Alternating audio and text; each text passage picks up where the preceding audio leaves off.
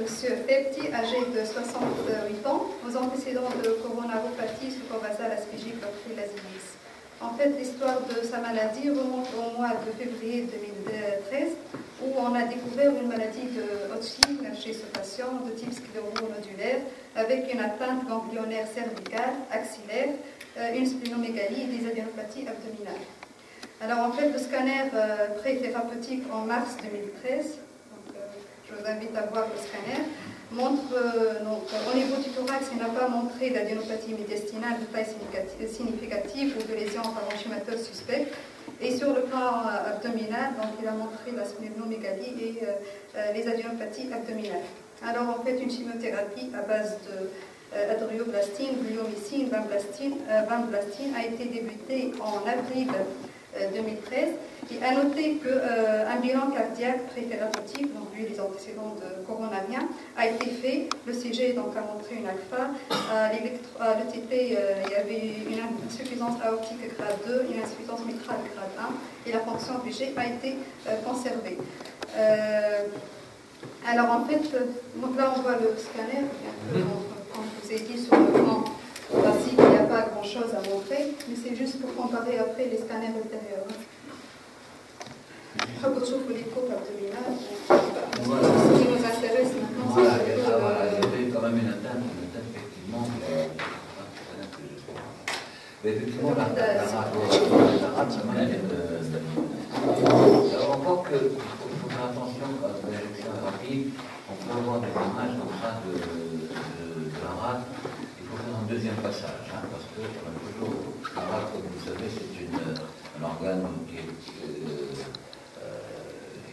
qui ne connaît que du sang, hein, on appelle ça le cimetière des évinceurs, mais effectivement il y a des nodules ici au niveau de la rate, et qui est effectivement assez noduleuse. Donc c'est les adénopathies, les adénopathies cervicales, axillaires.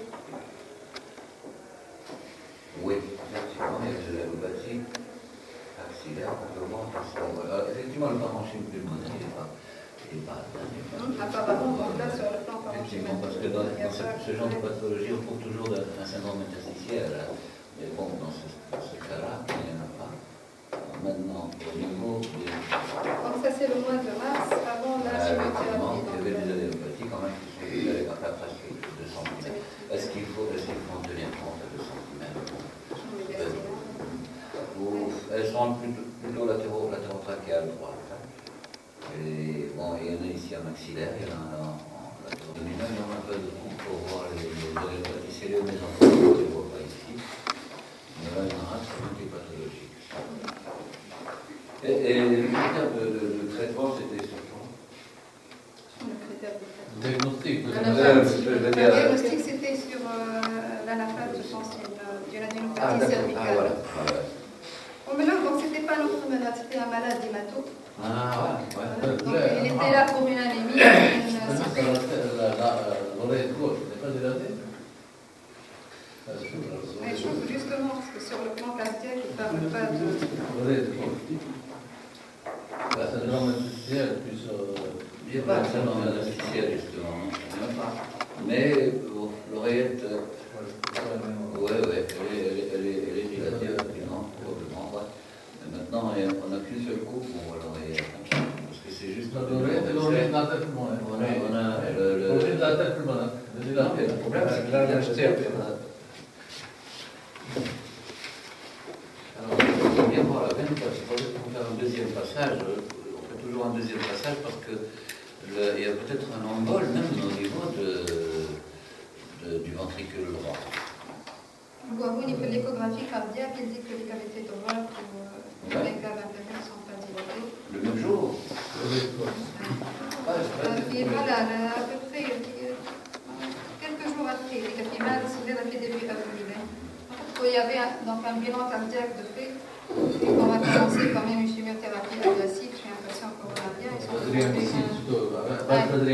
Voilà, la triamycine par toxicité cardiaque. Donc, apparemment, l'échographie n'était pas inquiétante. Bon, le cardiologue n'a pas contre-indiqué la triamycine. Voilà, n'a pas contre-indiqué. Donc, ils ont commencé la chimiothérapie. Donc, la chimiothérapie a été commencée au mois d'avril. Donc, avec un scanner, c'était au mois de mars. Alors, l'évolution clinique sur le plan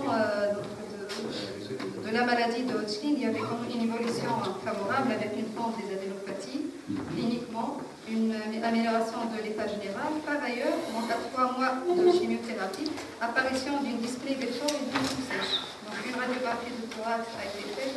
Malheureusement, je ne dispose pas de la voiture d'août 2013, donc quelques mois après la chimiothérapie. Par contre, j'ai le scanner. Donc vous avez bien vu le scanner. Oui. Là, il y a pas d'atteinte Premier scanner, oui. et tout. Donc là, c'est le scanner fait à 3 mois de chimiothérapie. Donc l'apparition d'un saignement interstitiel bilatéral qui explique bien la dyspnée des corps et la toux sèche. Ah voilà, maintenant, on voit bien le saignement interstitiel, il ne restait pas sur le premier scanner. Oui. On est d'accord. Les adénopathies, elles ont bien régressé complètement, aussi bien les adénopathies cervicales que les adénopathies abdominales. Donc au début, on a pensé à une atteinte de la maladie, atteinte pulmonaire, mais le contexte clinique est très fréquent, puisqu'il y avait une pente des adénopathies, la maladie progresse sur le plan parenchémateur alors que les adénopathies elles sont régressées. Alors on l'a mis sous traitement antibiotique non spécifique. Sous oxygène, il y avait une saturation à 88%. Bon, j'ai pas pu faire la fibro en ce moment parce qu'elle était un peu hypoxique, l'état général un peu altéré par la chimiothérapie. Donc, je l'ai mis sous traitement antibiotique non spécifique. Sous les recherches de BK ont été faites, elle était négative. Pas de syndrome inflammatoire. Il n'y avait pas de syndrome inflammatoire franc. CRP, je pense, était négatif. Quand même, on l'avait mis sous traitement comme antibiotique. L'échographie cardiaque, on l'a refaite, il n'y avait pas d'aggravation. C'était stable, il parle toujours de cavité droite dilatée, de tension cardiaque VG globalement conservée. Non, la spiromégalie a diminué également. Et justement, donc, sur le plan de la maladie, il y a quand même une réponse, après 3 mois, il y a une réponse presque complète. L'amélioration objective. Donc on a pensé finalement, vu qu'on a écarté à peu près l'origine infectieuse, l'origine cardiaque, l'origine de la maladie, donc on a pensé enfin à une toxicité de la biomycine, puisque la biomycine comme médicament de chimiothérapie, ça peut donner une atteinte interstitielle. Tout à fait. Ouais. Voilà. Donc on a arrêté la biomycine et on avait mis sous traitement corticoïde de forte dose. Donc ça c'était au mois de septembre. Alors l'évolution a été favorable initialement avec une amélioration nette de la dyspnée, de la toux. Mais au mois de décembre, donc 2 mois après l'arrêt de la gliomycine et l'ajout de la corticothérapie, récidive de la symptomatologie a laissé de la dégression des corticoïdes et même après en maintenant des doses fortes. Donc il a toujours gardé la dyspnée. Donc il s'est amélioré un peu au début. Dès qu'on l'a mis sous traitement corticoïde, donc on a bien retenu le diagnostic, mais après l'évolution après 1 mois et demi, 2 mois lors des contrôles sous corticothérapie, donc il a récidivé les mêmes symptômes du début, donc la reprise de la dyspnée, de la toux. Bon, l'examen clinique, il n'y avait pas grand-chose, une saturation quand même à 98%, des crépitants de champ pulmonaire. Donc on a refait un scanner classique et bon, je ne dispose pas des radios, malheureusement, je parle peut-être du dossier de la médecine. Dans tous les cas, les radios aussi c'était pareil, donc il n'y avait pas d'amélioration des adénopathies interstitielles. Donc on a refait le scanner au mois de décembre. Donc après à peu près 3 mois d'arrêt de chimiothérapie et sous forte dose de corticoïdes. Donc le scanner c'est presque pareil. Hein. Donc il y a stabilisation ou il y a peut-être même une aggravation. Et le contrôle cardio, c'est ce qu'il a mené votre contrôle cardio. Ils ont même fait une échographie à l'hôpital. Ils ont refait une échographie en privé. Oui. Et ils disent toujours qu'il n'y a pas quelque chose. Parce que moi je pense qu'il y a peut-être un Moi aussi je pense un peu cardiaque, mais les deux échographies. Le ventricule aussi, parce qu'il y a quand même un. Non, il y a un problème cardiaque. Ça va dans la discipline. C'est un votre résolution. مش علاش on arrête le médicament incriminé, ça n'améliore pas. Parce qu'à aucun moment on ne voit le système veineux cave à l'intérieur. Et à mon avis,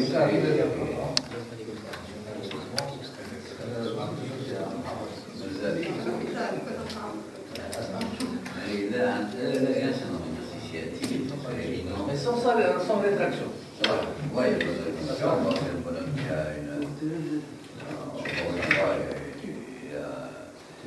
on bouge souvent des picoutiens, non?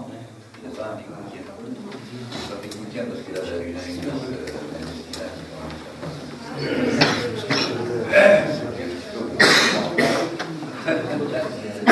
non, mais je pense que c'est un problème. On a même pensé à l'adresser la semaine C'est un très intéressant.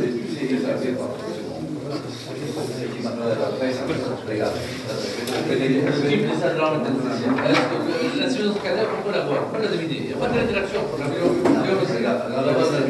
quand tu vois la distribution cardiaque à ce niveau-là, voilà. Non, mais maintenant, il y a au niveau du ventricule, il y a un cliché où le ventricule ça, on ne spécifie pas presque en Hollywood. Il y avait un cliché où on voit le ventricule droit. Le ventricule droit, il n'était pas. c'est une nouveauté. Le tout premier TAC, il sera raté le tout premier scanner. En comparaison entre le ventricule droit, le tout premier, il y a je crois que c'est il y a une souffrance cardiaque aussi. حتى le type de syndrome. شوف اسمع. C'est un cas très intéressant avec ça. C'est un cas très intéressant. C'est une pneumonie interstitielle. C'est un malade qui a une maladie d'Hodgkin qui a eu un traitement dans la chimiothérapie. Donc, pneumonie interstitielle chez un malade sous chimiothérapie. 3 diagnostics. 1. Localisation de la maladie. C'est pas ça. 2. Toxicité médicamenteuse. 3. Maladie de l'immunodéprimé. D'accord. Les 3 localisations. Immunodéprimé, il n'y a pas de fièvre. Toutes les maladies. La toxicité médicamenteuse, la biomycine, c'est vrai, ça donne des fibroses, mais ce sont des vraies fibroses, des nids d'abeilles, des rétractions. Parce que d'elle, là. À mon avis, dès la première radio, il y avait l'oreille qui était dilatée. Et le syndrome interstitiel, c'est le type cardiogénie. Il y a un épaississement des septa. Il vient. Il n'y a pas de rétraction. Il est cardiaque. Écoutez, l'échographie est très opérateur dépendant. Mais l'oreille gauche, elle est dilatée. Et le syndrome interstitiel, c'est de l'eau entre les septa. Et on peut deviner, raisonner devant un scanner à haute résolution. On peut deviner que c'est d'origine cardiaque. C'est un syndrome interstitiel. Déclive de ces septa réguliers, il n'y a pas de rétraction, il n'y a pas de nid d'abeille. D'accord. Cardiaque débranché. Regarde ce ventricule. Regarde ce ventricule. Regarde ce ventricule. Celui-là, il est bien précis. Voilà, regarde. Ça, c'est.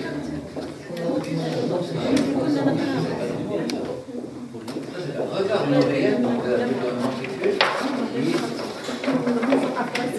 Il est bien.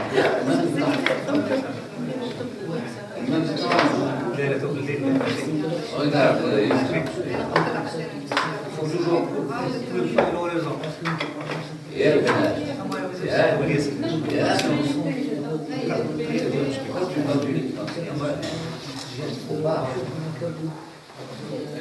Ici et ici. On est en même temps, alors, et ici, regarde ce qu'il y a ici, derrière.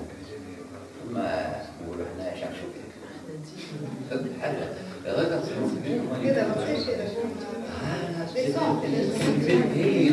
je l'ai dit, il y avait une oreillette et un ventricule.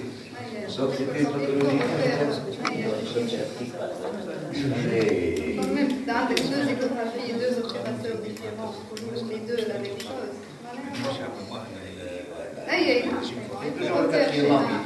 Voilà, il faut passer. Mais c'est vrai qu'il y avait déjà un hic à ce niveau-là, qui était cliqué sur ce truc-là. Moi, je l'aurais signalé. Moi, j'aurais signalé quand même qu'il y avait une ville à ce niveau-là. Regarde. C'est un endroit. Quand il y a une dilatation de l'oreille,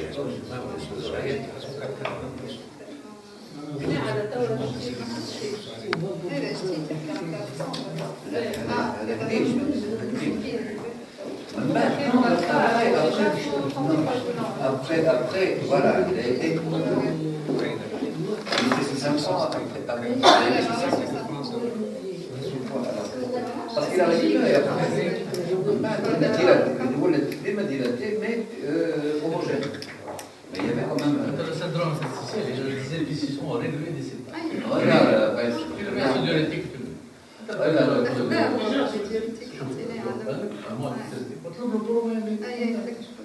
Celui-là,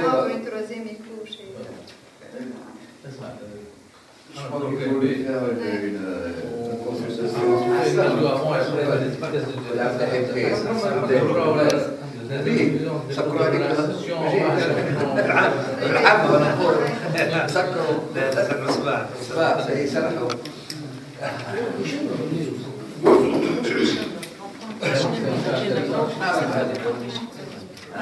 Donc là, c'est juste pour discuter de la pathologie de la DDP d'une façon générale, pour en discuter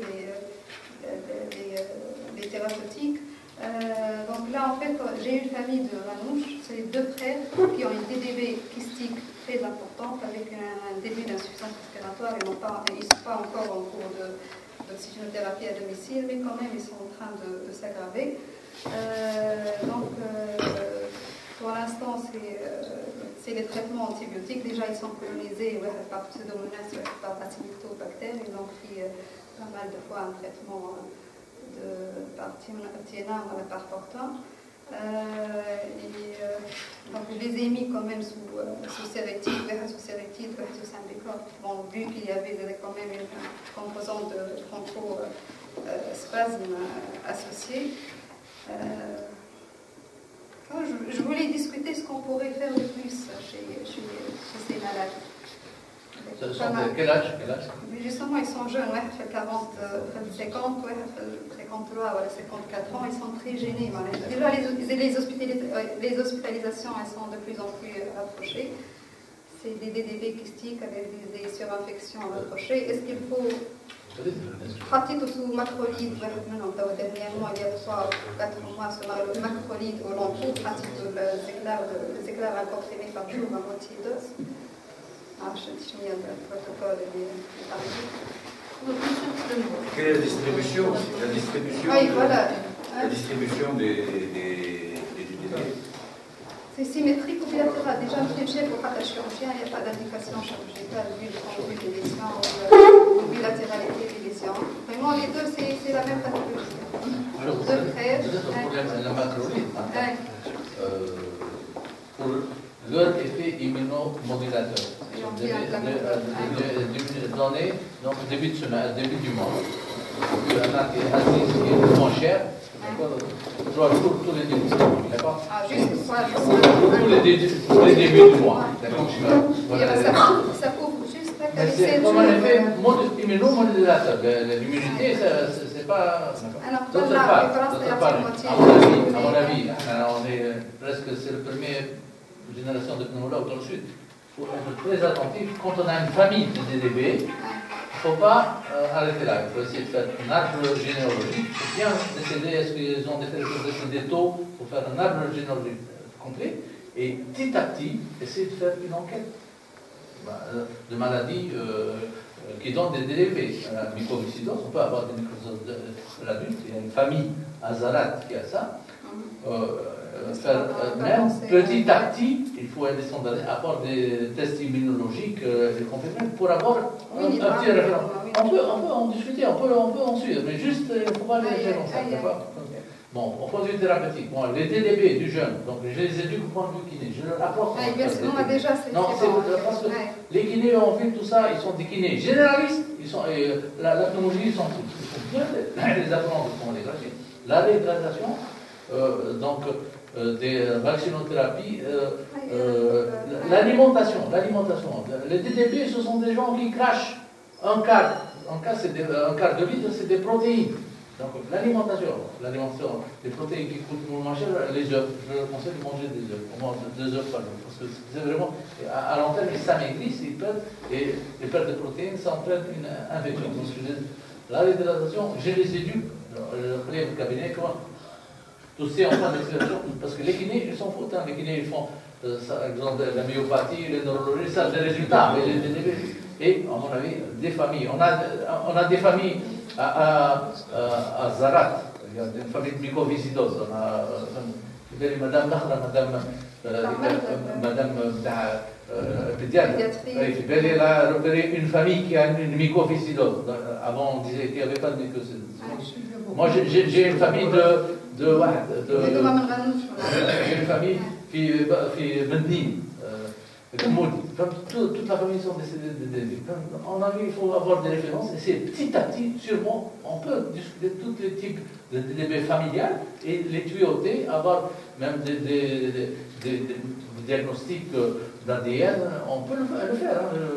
Petit à petit, on peut avoir des bioforèses. Il a des mutations chromosomiques, il cherche des mutations hétérozygotes. C'est ça le plus important. La mycoviscidose homozygote, c'est la partie émergente de l'iceberg. Ce qui est hétérozygote, c'est plus vaste que. Bien sûr, il y a des femmes à. Le test, on le fait en France, on fait le test de CFTR, je crois. CFTR, c'est ça. Mais il faut remplir des papiers, on le fait. J'ai fait des familles libyennes, on envoie le chef du CFTR, il y a des bébés adultes. Avec un test de sueur négatif, les femmes adultes, ils ne sont diagnostiqués que par la détermination du gène CFTR. Juste pour un petit retour sur le thérapeutique, il ne faut pas oublier le sphère-ORL. C'est ce qui alimente tout. Et ici, malheureusement, dans le sud, la sphère-ORL, c'est 99% sinusite, etc. Ça, c'est tout ça. Donc il faut toujours l'hygiène, voilà, l'hygiène des sinus. Parce que c'est ça qui alimente comme. J'enfonce des portes ouvertes, mais il faut quand même. L'aérosol de Tobram ici, il paraît qu'on peut le faire. On peut faire des dossiers pour l'ACNAM, on peut le faire par nous. D'accord, la femme a des cas, puis chaque école, pour l'ACNAM aussi, pour les saisons pulsaniques chroniquement, on peut le faire parvenir par l'intermédiaire de l'ACNAM, des dossiers, le docteur Majid de chaque école, c'est faisable. On dit comment ce sont déjà des DDB jeunes, de pyosanie, on peut le faire parvenir la tobramycine en nébulisation, qui a un effet préventif pour l'infection de pyosanie. C'est le pyosanie, carrément. Pyosanie, c'est un signe. À cet âge-là.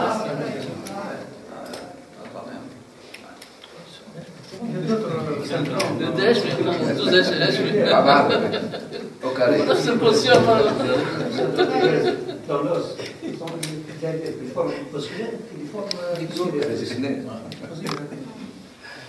Le syndrome des lèvres dans l'os. Un nerf dans l'os. C'est une maladie subconjonctive, touche l'os, mais chez l'enfant, généralement chez l'enfant. On découvre une dissection aortique, une dissection cervicale, suite à ce syndrome. Là, ce sont des gens qui ont 40 ans, donc. Petit à petit, dans la famille, on peut les suivre. Petit à petit, comme ça. Ce qu'on appelle en vert des déjà beau âge. L'âge adulte. Parfois, on a des comme les maladies d'enfants, C'est génétique. On peut le faire. On fait انت عندك هكا des familles libyennes, j'ai demandé les CFTR en France. Mais il y a des causes imprimaires dans la génétique pour les remplir. J'ai eu des DDB adultes. Mais le gène CFTR. C'est le gène qui fait le transport de sodium et du chlore au niveau de la paroi. On peut essayer de respirer là, par introduction, avec une oreille assez chambre, J'ai eu des débats au stade d'incidence respiratoire, des gens sous oxygène thérapie. Il faut le prouver, parce que ma femme, pour des fonctionnaires, j'ai eu, ce n'est pas écrit. Quand des gens en insuffisance rénale, j'ai des gens qui ont répondu au Spiriva. Parce que le Spiriva, dans la tropinique, il assèche. Ça ne se trouve pas dans les livres. Un peu plus. Mais un peu plus, ça va pas, oui, c'est justement, ce qu'on peut donner de plus, rappeler comment ils sont jeunes, ils sont très demandants. Une autre famille faisait madame, j'ai une famille de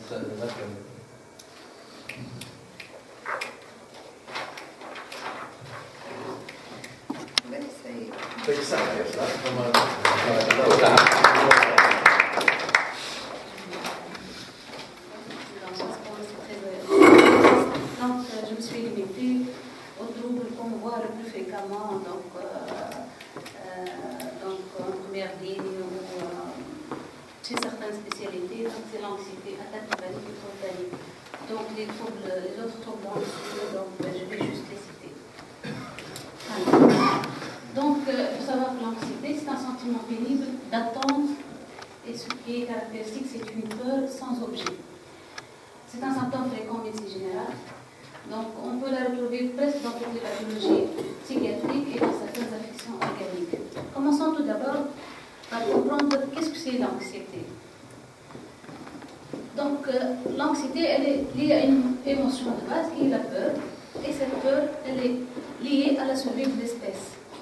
Vous imaginez un bonhomme qui voit un dinosaure, donc il y a une situation de danger, de menace. Donc il y a une réaction d'alarme, cette anxiété, c'est une réaction d'alarme. Pourquoi? La fonction, c'est l'adaptation à cette nouvelle situation de danger et de menace. Donc, cette adaptation, ça va aboutir à un comportement 3F face à un dinosaure, ou bien fuir, ou bien faire face, ou bien figer. Donc c'est grosso modo les trois réactions qu'on va trouver dans l'anxiété normale et l'anxiété pathologique. Alors, donc comme on a dit, l'anxiété c'est un signe d'alarme, et ce système d'alarme il est proportionnel au danger. Donc on ne réagit pas de la même manière quand on voit une souris que lorsqu'on voit un lion. Sauf si on est phobique aux souris, ce sera la même réaction. Alors, peur et anxiété. Donc, peur, c'est, on peut dire peur ou bien l'anxiété normale. Donc, l'anxiété normale ou la peur, c'est une émotion analogue à l'anxiété, presque toutes les manifestations, mais ce qui différencie les deux, c'est que la peur, elle est donc liée à un danger qui est réel, qui est objectivable, qui est compréhensible par un tiers. Alors que l'anxiété, elle n'a pas ces critères. Pour un observateur, elle paraît illogique, irrationnelle, encore disproportionnée. Donc, comme on a dit, dans le cas de souris et lion, donc on aura une réaction, une alarme quand on voit une souris, presque comme si on a vu un lion. Donc, elle est disproportionnée. Grosso modo, quelles sont les manifestations de l'anxiété? Je vais citer les plus fréquents, mais on va les revoir ultérieurement dans les attaques de panique. Les difficultés de concentration, la respiration difficile, la gorge serrée, le souffle court, cœur qui palpite, pas bien dans l'estomac, moite froide, plusieurs autres signes, mais vous voyez que le côté somatique, il est donc au-devant du tableau. On va les détailler encore plus dans les attaques de panique. Alors, comment expliquer les symptômes? En fait, en cas d'anxiété, il y a stimulation de l'axe hypothalamo-hypophyso-cortico-surrénalien. Donc, activation du système adréno-sympathique, ce qui va aboutir à une hyperventilation et l'hypocapnie secondaire. Donc, quand elle est bénéfique, l'anxiété, elle aboutit à cette hypervigilance. Donc, les fonctions cognitives nous permettent l'adaptation. Un exemple, par exemple, c'est le petit trac quand on présente, par exemple, un exposé. Bon, le petit trac, ça nous aide à mieux se concentrer, tout ça. Mais quand les réactions sont exagérées, bien sûr, on est dans les troubles anxieux. Donc, l'anxiété est à l'esprit comme ce que la douleur est au corps. C'est juste une alarme. Mais quand le système est déréglé, bien sûr, la réaction sera inadaptée et la réaction d'alarme est très importante, elle est disproportionnée par rapport à l'objet ou à la situation. On parle alors de troubles d'anxiété ou de troubles anxieux. Alors, quand il s'agit d'un trouble, donc la situation, vous voyez déjà les situations ici, la majorité ne sont pas dangereuses. Une araignée, un examen, parler en public, poser une question en classe. Donc, quand on est dans la pathologie, donc des situations qui sont anodines, elles deviennent pour le cerveau dangereuses. Donc, ça s'associe à une pensée, on les appelle des pensées dysfonctionnelles. C'est-à-dire, on va penser d'une manière qui est incorrecte, qui est fausse, je vais échouer, ça va mal tourner. Et, chez les paniqueurs, en général, on l'appelle des pensées catastrophiques. Donc, on ne voit que le danger dans la situation. Ça va aboutir à des sensations physiques, qu'on va détailler, et à des comportements, les 3 F qu'on a vu tout à l'heure, soit faire face, soit freeze, soit figé. Alors, donc, les troubles anxieux en général, bon, j'ai mis 3, mais en réalité sont 5, les troubles obsessionnels compulsifs, les troubles paniques, les états de stress post-traumatique, la phobie sociale et les troubles phobiques, araignée, ou la souris, ou la hache. Donc, ce qu'ils ont en commun, c'est l'anxiété. Mais ce qui les différencie, en fait, c'est l'objet de la peur. Dans les troubles obsessionnels compulsifs, c'est l'idée obsédante. Ici, sa carte soulevée. J'ai oublié, par exemple, je vais attraper une maladie si je touche, par exemple, un ordinateur ou quelque chose comme ça. Le trouble panique, c'est l'objet phobogène, c'est une sensation corporelle. Généralement, dans le contexte interne, on dit les palpitations, les péricardialgies, le fourmillement. Ça déclenche une crise d'angoisse. Les états de stress post-traumatique, c'est le traumatisme antérieur. Alors, quelques chiffres pour voir l'ampleur du problème. Donc, les attaques de panique isolées, c'est 15% de la population générale. Quand même, c'est énorme. Les attaques de panique récurrentes, c'est 4 à 7%. Un trouble panique constitué, c'est 3,5% de la population générale. C'est très fréquent. L'anxiété et le trouble panique, c'est fréquent. Le début est déjà très précoce pour les attaques de panique. Donc, c'est à l'adolescence. Presque un adolescent sur 2 fera l'expérience d'une attaque de panique. Mais le trouble panique, le début, c'est vers la trentaine. Et ces troubles anxieux sont plus fréquents chez les femmes. On passe à la clinique. Qu'est-ce que c'est une attaque de panique? Une attaque de panique, classiquement appelée la crise d'angoisse. Donc, ça a le mot crise. Donc, quand on dit crise, donc, elle a un début qui est brutal, soudain, inopiné. Souvent, il n'y a pas de facteur déclenchant.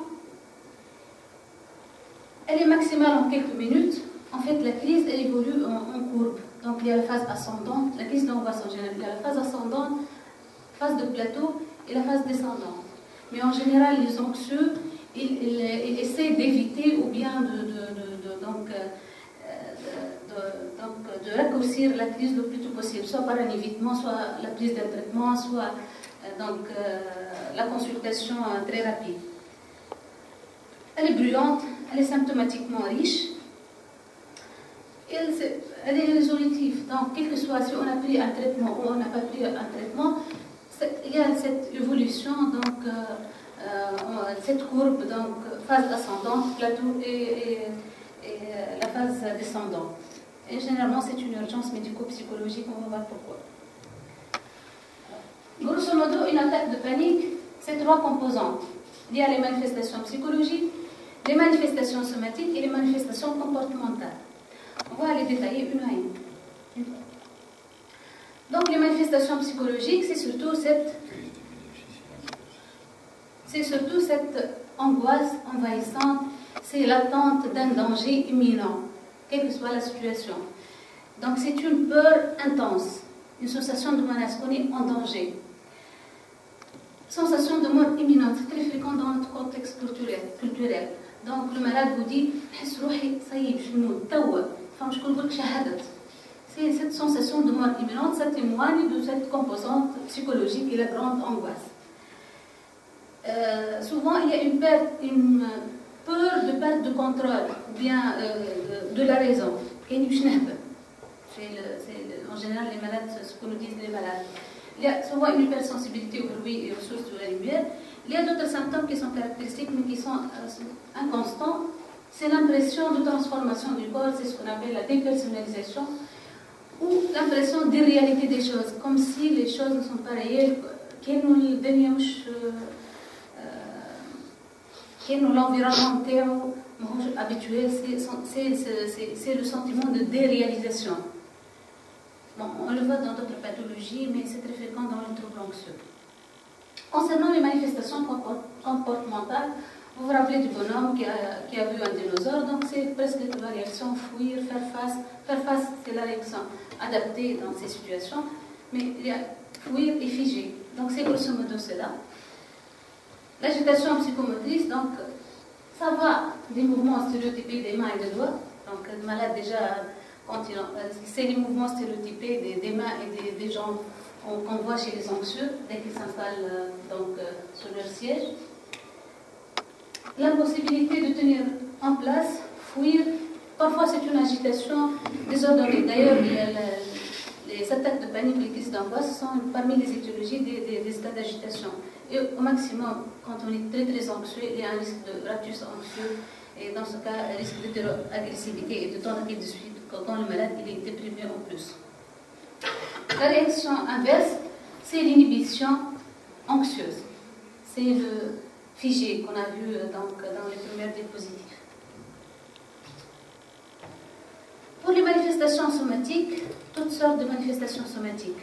Respiratoires, je vais citer les plus fréquentes: dyspnée, sensation d'étouffement, accès de toux nerveuse, hyperventilation, gastro-intestinaux, il y a les diarrhées, les spasmes, les vomissements, les hoquets, cardiovasculaires, les oppressions thoraciques, les palpitations, les précordialgies, les lipothymies, les manifestations génito-urinaires, donc les douleurs, les crises polyuriques,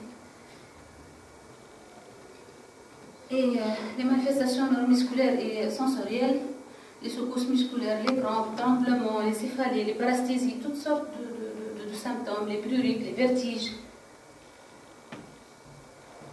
Donc, en plus, les symptômes neurovégétatifs, donc sueur, pâleur, rougeur au visage, bouffée de chaleur. Donc, vous voyez que les symptômes somatiques, c'est presque toutes les sphères, c'est presque toutes sortes de symptômes. Donc, l'évolution, un malade a eu une attaque de panique, 3 possibilités d'évolution. Soit c'est une attaque de panique sans lendemain. J'ai eu une attaque de panique, je n'ai pas eu de cognitions qui sont dysfonctionnelles, je ne me sens pas en danger, donc la crise passe sans lendemain. Ou bien, il y a constitution d'un trouble qu'on appelle le trouble panique, on va voir les caractéristiques, ou bien au maximum c'est l'installation d'une agoraphobie. Donc, la crise d'angoisse et la crise d'angoisse, ce n'est qu'un souvenir, c'est l'attaque de panique sans lendemain. La deuxième éventualité, c'est le trouble panique. Le trouble panique, c'est-à-dire un patient qui a eu une attaque de panique, et puis il y a cette cognition qui est dysfonctionnelle, qui est anormale, je suis en danger, je suis en train de mourir, je suis malade, donc cette cognition qui est dysfonctionnelle. Donc, j'ai peur d'avoir une autre attaque de panique. Et cette peur d'avoir une attaque de panique va précipiter la deuxième attaque de panique. Donc c'est ce qu'on appelle l'anxiété anticipatoire. Le patient anticipe déjà une deuxième crise d'angoisse. Et bien sûr, la conséquence, c'est les évitements. J'évite tout ce qui déclenche les attaques de panique, ou bien l'agoraphobie, ou bien une souffrance qui est très importante. Pour comprendre un peu le trouble panique, en général, on a une hyperventilation, des sensations corporelles physiologiques. Donc, si vous vous rappelez le premier schéma, donc l'hyperventilation, donc l'hypocapnie et tout ça, ça entraîne des sensations corporelles, des sensations physiques. Ça va encore déclencher les conditions qui sont dysfonctionnelles. Je suis en train d'étouffer, je vais faire une crise cardiaque. Et ça entraîne donc l'anxiété et la panique. Ça, c'est l'attribution en fait. Donc la crise d'angoisse elle-même va augmenter l'hyperventilation et donc c'est un cercle vicieux. Et donc la conséquence, j'anticipe l'anticipation anxieuse, la recherche de danger et les comportements d'évitement. Donc l'anxiété anticipatoire, ce bonhomme qui se dit j'ai eu 2 attaques de panique cette semaine et une la semaine dernière. Je risque d'en avoir une la semaine prochaine, peut-être donc 2 ou 3. Donc déjà il anticipe. La conduite d'évitement, elle l'invite au cinéma, elle refuse de peur de faire une autre attaque de panique. L'agoraphobie, qui est donc la forme la plus sévère, c'est une forme clinique qui est la plus envahissante et la plus sévère. En fait, c'est une peur de sortir sur les lieux publics, rue, magasins, tunnels, la foule, les moyens de transport. En fait, c'est toutes les situations où il est difficile de s'échapper. Le paniqueur, il me sent en danger. Quand il y a le bus, donc pour lui, c'est catastrophique. Donc, il doit éviter toutes les situations où il ne peut pas s'échapper. Ou elle, au contraire, où il se trouve seul, donc ces 2 situations, toutes les situations de ce genre, il va les éviter. Donc, ça conduit à un évitement. Ou bien, comme une autre solution pour les paniqueurs, c'est ce qu'on appelle un objet contraphobique. Ou les objets symboliquement, c'est ce qu'on appelle un objet contraphobique. Et l'agoraphobie, elle est très handicapante sur le plan familial et social. Donc, les situations phobogènes dans l'agoraphobie, les grands espaces, les espaces clos, les lieux publics, ou bien être seul. C'est presque la même chose. Là. On arrive au diagnostic différentiel des attaques de panique. Quand devant une attaque de panique, il faut penser à l'origine toxique, c'est-à-dire le café, les drogues, le tabac, toutes ces substances contiennent des stimulants et sont capables d'entraîner des attaques de panique. Donc, parmi les mesures du traitement, on commence souvent par des règles hygiéno-diététiques. Il faut arrêter les stimulants. Parfois, dans un bon nombre de cas, c'est suffisant pour arrêter les attaques de panique, le fait d'arrêter les stimulants. Surtout les boissons énergisantes, excusez-moi. Non. Les boissons énergisantes. Oui, c'est tout ce qui stimule, ça entraîne des attaques de panique. L'amour aussi. C'est des attaques de panique, mais sans conditions dysfonctionnelles.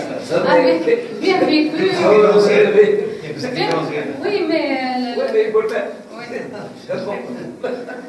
En psychiatrie, on parle d'addiction amoureuse. Voilà. Ah, voilà. Commandité, on va y arriver. Donc, les attaques de panique d'origine médicale. Les hyperthyroïdies, ça donne les attaques de panique, les hypoglycémies, les troubles du rythme, l'infarctus du myocarde, l'angine de poitrine, donc plusieurs étiologies, certaines pathologies vestibulaires, l'antiépilepsie, les AVC, l'asthme, OAP. Chaque fois que le pronostic vital est mis en jeu, c'est une situation angoissante, ça peut déclencher facilement une attaque de panique. Le phéochromocytome. Les attaques de panique d'origine iatrogène. Il ne faut pas négliger l'hétérogénie, les corticoïdes. Ça donne énormément d'attaques de panique. Les psychostimulants, les dosages aussi, quand on arrête par exemple une corticothérapie ou bien un malade qui était sous benzodiazépine et on arrête. La hétérogénie aussi dans les benzodiazépines. Benzodiazépines, c'est un anxiolytique. Mais chez certains malades, paradoxalement, à l'initiation du traitement, ça donne des réactivations anxieuses. Donc, il ne faut jamais oublier ça. Les antidépresseurs, certains antidépresseurs peuvent entraîner des crises d'angoisse, notamment la fluoxétine. La fluoxétine, c'est un antidépresseur qui est stimulant, qui peut entraîner des attaques de panique. Les neuroleptiques, c'est beaucoup moins. Les neuroleptiques, on appelle classiquement les sédatifs, les tranquillisants majeurs. Donc, en général, c'est pas très fréquent de voir des attaques de panique sous neuroleptiques, sauf si on a un syndrome parkinsonien, une dyskinésie. La dyskinésie, elle est très angoissante pour le patient. Vous imaginez des contractures musculaires involontaires, donc on n'arrive pas à bouger, donc ça crée une grande angoisse. Donc les neuroleptiques, oui, dans ce cas. Mais en tant que substance, il n'y a pas d'effet secondaire, en général, ça ne donne pas beaucoup d'attaques de panique. Il y a d'autres diagnostics différentiels psychiatriques, c'est les autres, la dépression anxieuse, les phobies. Un autre diagnostic, c'est l'hypocondrie. L'hypocondrie, c'est la conviction, c'est le malade qui est convaincu qu'il a une pathologie grave qu'on n'arrive pas à diagnostiquer. La différence entre l'hypocondrie et les attaques de panique ou bien le trouble panique, le paniqueur, quand il va consulter, il cherche d'être rassuré. Alors que l'hypochondriaque, il cherche de prouver qu'il est malade. Il prouver et convaincre qu'il est malade. Alors que le paniqueur cherche juste d'être rassuré. C'est la différence. Les comorbidités. Il faut savoir que les comorbidités somatiques sont très fréquentes. La HTA est plus fréquente chez les paniqueurs. Les ulcères gastro-duodénaux sont plus fréquents. Toutes les pathologies qu'on appelle psychosomatiques. Donc en général, c'est un terrain anxieux. Est-ce qu'on trouve dans la pratique le contraire? Est-ce que vous avez le contraire. Les sujets anxieux, oui. en principe, ne sont pas obèses, ne sont pas hypertendus, ne sont pas... Oui, mais vous imaginez quelqu'un qui fait depuis 10 ans des attaques de panique. Donc l'évolution, vous allez trouver des comorbidités somatiques. Je ne parle pas du début du trouble, parce que c'est... mais c'est l'évolution en général. Même lors de l'attaque de panique, si vous prenez la tension artérielle, en général, tendance surtout à l'élévation, surtout pour les chiffres systoliques. Donc, il y a des pathologies où il fait un profil anxieux. Les angines de poitrine, des tests ils ont montré que ça a certaines pathologies anxieuses qui prédisposent أكثر من غيرها من l'angine de poitrine خاطر ديما العبد ستريسي بيخدم à un niveau élevé. La dépression, elle complique 50% des troubles paniques. C'est quand même très fréquent. Souvent, c'est le motif. Le motif que j'ai le psychiatrique. En général, le paniqueur, mais il le psychiatrique qu'après avoir fait le tour des médecins, 3 cardiologues, 2 pneumologues, 5-6 médecins généralistes. En général, ils font le tour. Et déjà, le délai de la première consultation, il est très élevé, c'est des années. Comorbidité aussi avec l'alcool et la prise de toxiques. C'est dans un but d'automédication. L'alcool à faible dose, il est anxiolytique. Donc souvent, chez les malades alcooliques ou bien qui ont des abus de substances, quand on évalue, on trouve que c'est des malades anxieux en fait. Ils ont commencé de prendre le produit juste dans un but d'automédication. La comorbidité entre troubles anxieux, elle est fréquente. Quand on a un paniqueur, un trouble d'anxiété généralisée, souvent l'association elle est très importante. Anxiété généralisée, l'angoisse, ça concerne tous les domaines de la vie. كان جا تليفون هذا عبد الميت، كان فما سيرات هذاك ولدي اللي مشى للمدرسة ضربته كهرباء. Donc l'angoisse elle est envahissante, elle touche tous les domaines de la vie quotidienne. Nous arrivons au traitement. Donc pour l'attaque de panique, quand on est devant un patient qui est en train de faire une attaque de panique, أول حاجة تكون la disponibilité. Les paniqueurs en général يختاروا دار يختاروا قريبة للسبيطار. يكرهوا دار قريبة للسبيطار. الميدسان ماذا بيه الميدسان لو بلي ديسپونيبل ينجم يكلموا ا تو مومون. علاش سي دي كومبورتمون دو يشيرش دونك ديتر راسوري. دونك ساعات لو فيت دو فوز ابلي سا لو راسور. تقولوا لا راك لاباس او يرتاح. سانتا مالاد بيان سور. كيبدا ليزولمون. علاش ليزولمون؟ خاطر هو يبدا تعمل une attaque de panique والعالم باش تموت حتى ولدي. Donc il faut l'isoler de ce type de stress. Il faut dédramatiser.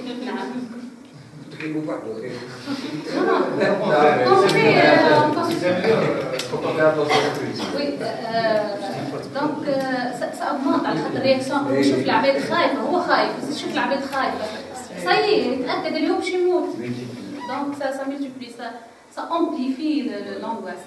Il faut dédramatiser. Il faut aider le patient à verbaliser على خاطر شو يحكي هو la verbalisation en général ça تنقص l'angoisse. beaucoup de temps. أقول بانيكور ما يجيكش أنا هو كل جمعة يجي كل نهار معناها باش تنقص من هذاك نهار تخصص له شوية وقت باش pour diminuer les consultations. خاطر sinon chaque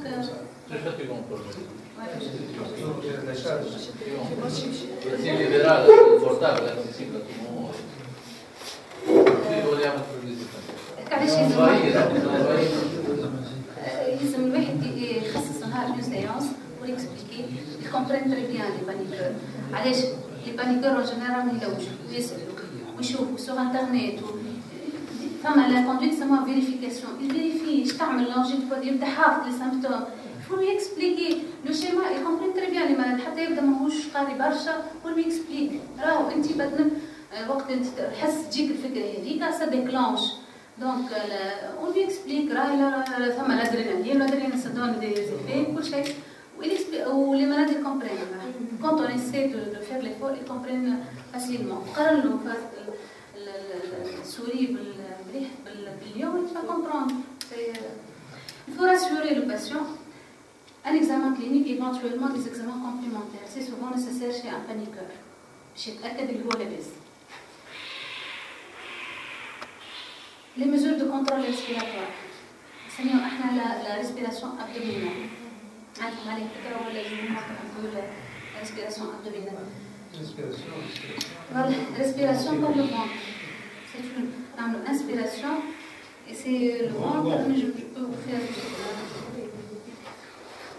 De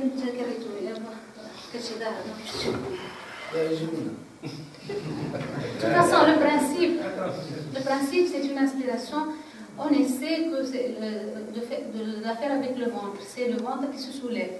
Mais l'eau, باش نستانسوا بها ماذا بينا نعملوها كوشي باش تشوف l'élévation. Donc on met la main sur le ventre et on remarque la surélévation. Donc ça nécessite un entraînement. نبداوها من الأول دونك كوشي وبعد نعملوها في أي بوزيسيون حتى وحنا واقفين. L'avantage نتاعها c'est la plus rapide. هي la plus rapide وقت l'attaque de panique. علاش en fait c'est la mise en jeu du parasympathique. Parasympathique pour le frein. Le sympathique c'est la pédale de gaz معناها كل شيء. Le parasympathique va diminuer. Donc respiration abdominale. Bon, juste نعملها وانا واقفه الحقيقه مش مرتاحه. Mais inspiration, c'est le ventre qui se soulève. On a un arrêt. Donc on arrête la respiration autant que possible. Plus l'arrêt est long, plus donc cette respiration est efficace. On va avoir une expiration lente par le nez. On a c'est pas bénéfique. Donc inspiration par le ventre, blocage donc de la respiration autant que possible. La fin de l'expiration. On va à la fin expiration lente. Voilà. Et on la refait quelques cycles. Donc كي تعمل شويه وقت رانا نعمل l'expérience. تعمل تحسب la fréquence respiratoire قبل la fréquence cardiaque قبل تعمل quelques cycles وتعاود تقيس vous allez voir que ça diminue. Donc c'est le parasympathique. Si nécessaire donc prescription d'anxiolytiques par voie orale. Les benzodiazépines surtout à courte action donc le Temista, les Anxia. تو مشكلة فيها في البريفي ولات مشكلة فيها خاطر الأوردونانس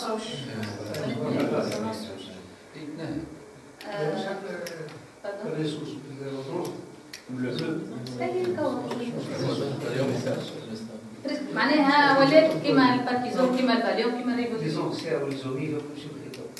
Mais il faut dire que le Temista a ses indications, surtout une sujet ou les plus âgés, ou quoi, mais il حاجة courte durée, حاجة طويلة. Exceptionnellement par l'intramusculaire. الحقيقة في البراتيك بتاعنا احنا نشوفوا الانترامسكولير قبل الإكوانين ونروح. Donc alors que normalement on essaie par voie orale.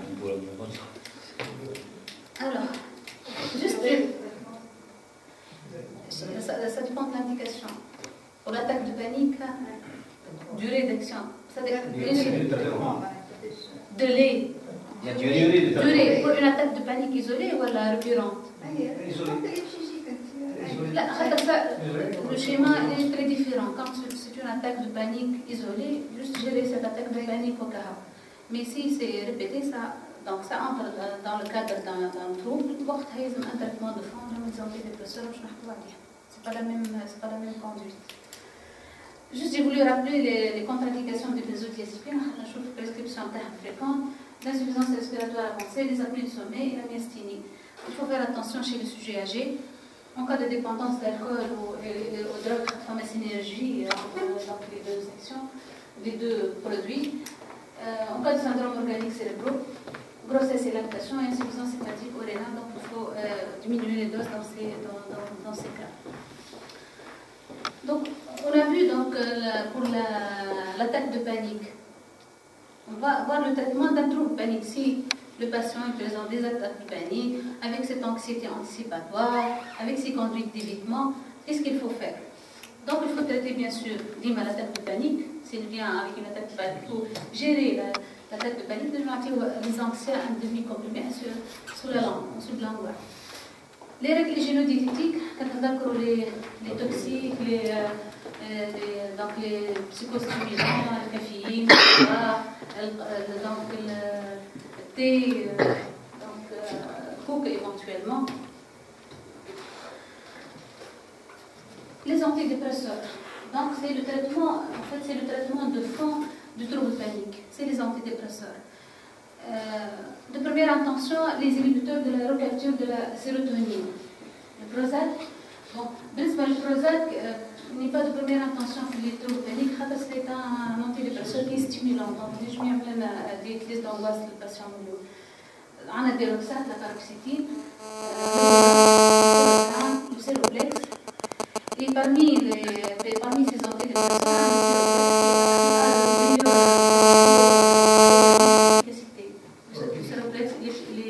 il est très bien toléré. C'est des comprimés dosés à 10 mg. Pardon? Il n'existe pas une vision de...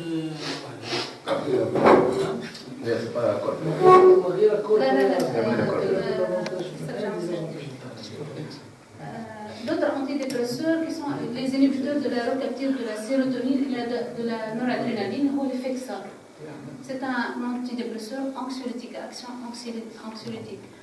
Et bien sûr, comme les antidépresseurs tricycliques,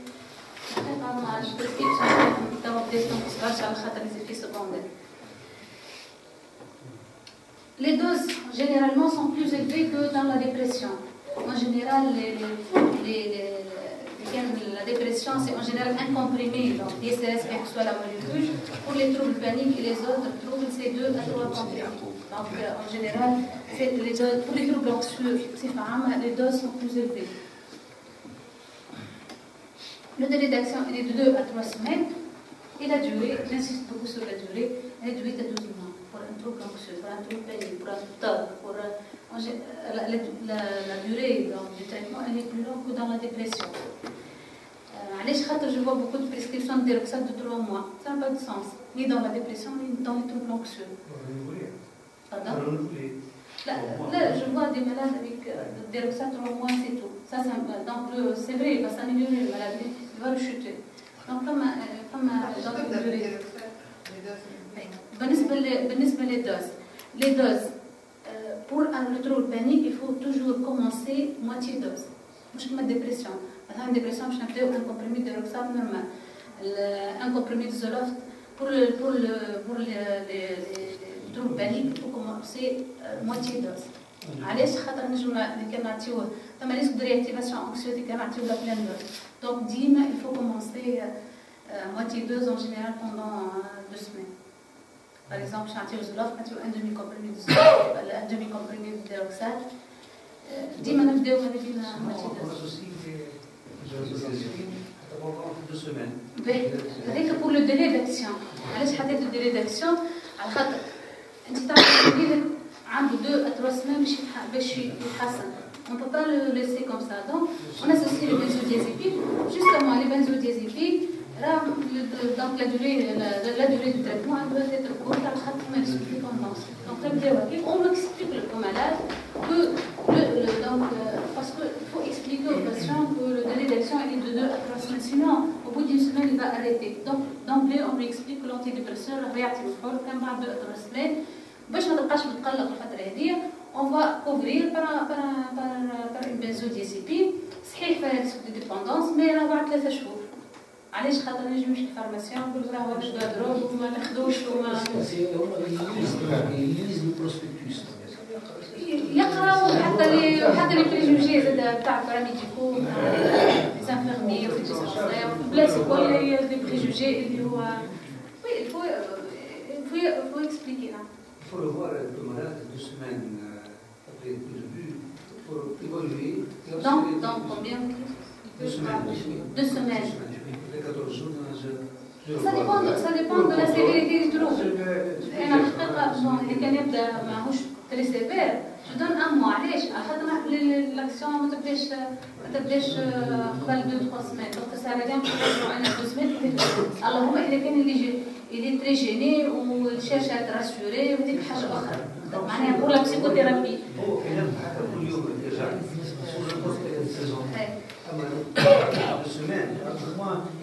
Oui, pour un paniqueur, il fait des crises d'angoisse fréquentes. Je me dis dans 15 jours, ça sera juste pour évaluer ou le soutien psychologique. Absolument, alors l'action me zèle.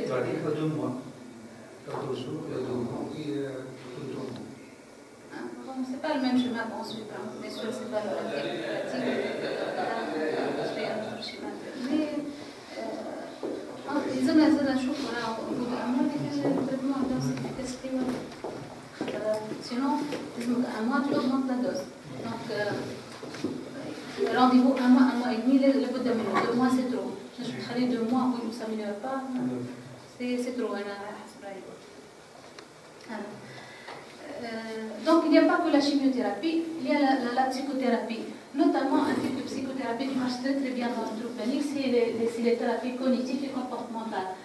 Cognitives parce qu'on va agir sur les conditions dysfonctionnelles. Avec le fait qu'il y en a en danger, je vais mourir, ce sont des pensées dysfonctionnelles.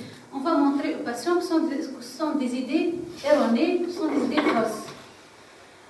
Et comportementales, donc on va apprendre aux patients le contrôle respiratoire et ensuite on va donc l'exposer. Par exemple, أكثر situation فوبوجين تقلقه هو إنه يمشي donc السوبر مارشي. السيتواسيون الأقل منها شوية إنه يشغل كياس. السيتواسيون أقل شوية منها إنه يمشي. On va classer les situations de la moins anxiogène à la plus anxiogène. Et quand on l'expose, نبداو ديما la moins angoissante pour le patient. Donc on l'expose. Il a l'attaque de panique, نعمل le contrôle respiratoire وهكاك وقت اللي maîtrise la situation نتعدل السيتواسيون اللي بعدها et ça continue comme ça. Donc en moyenne c'est 10 à 20 séances, c'est une quinzaine de séances. Mais ça nécessite un minimum donc, de fonctionnement intellectuel. Mais c'est une très bonne indication, les attaques de panique, c'est une très bonne indication à ces thérapies. Voilà, donc l'exposé est fini. Si vous avez, si on peut continuer, vous avez encore donc, des capacités de concentration, en cas de clinique, voilà, comme vous voulez. C'est en fonction du temps. C'est à peu près 20 minutes, 30 minutes. Est-ce qu'on peut tenir le coup?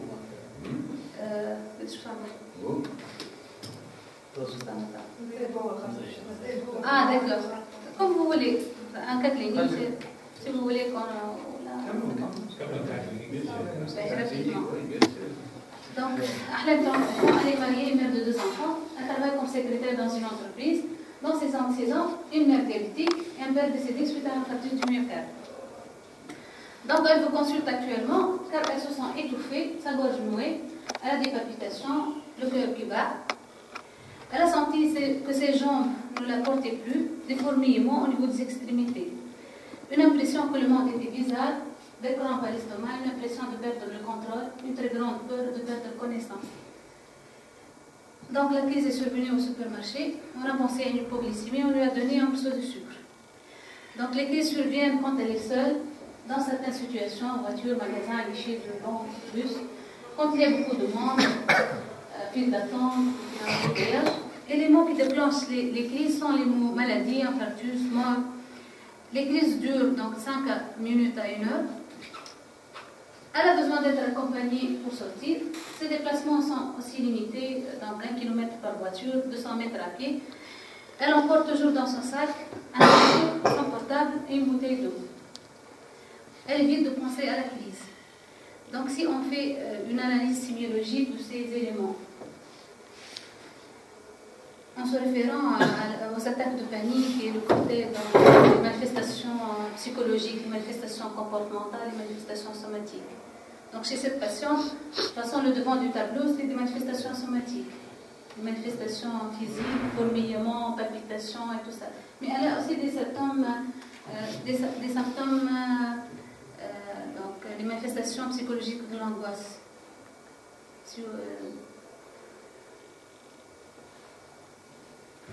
Donc l'impression que le monde était bizarre. Impression de perdre le contrôle. Donc de perdre connaissance. Ce sont des manifestations psychologiques de l'angoisse.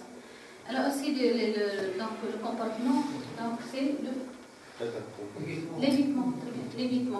Donc on a les 3 composantes de l'anxiété, on a les manifestations somatiques, les manifestations comportementales et les manifestations les manifestations psychiatriques. Donc les manifestations psychiatriques, c'est l'anxiété majeure, une sensation de perte de contrôle et très grande peur de perdre de connaissance. Il faut poser la question au patient. Alors, ça va sortir les commissions et donc les manifestations psychiatriques. Juste, il faut poser la question. Quels sont les autres éléments qu'il faut rechercher? Comme je couchais pour l'interrogatoire, quels sont les éléments qu'il faut rechercher face à cette attaque de panique? En pensant au diagnostic différentiel et en pensant... Ça dépend, si on est par exemple en Algérie où il y a des tremblements de terre, c'est pas la peine de chercher la cause. Oui. Ça panique tout le temps. Les jets de on vient devant une voiture qui explose en Irak, pas la peine de chercher la cause. Mais c'est des crises épileptiques.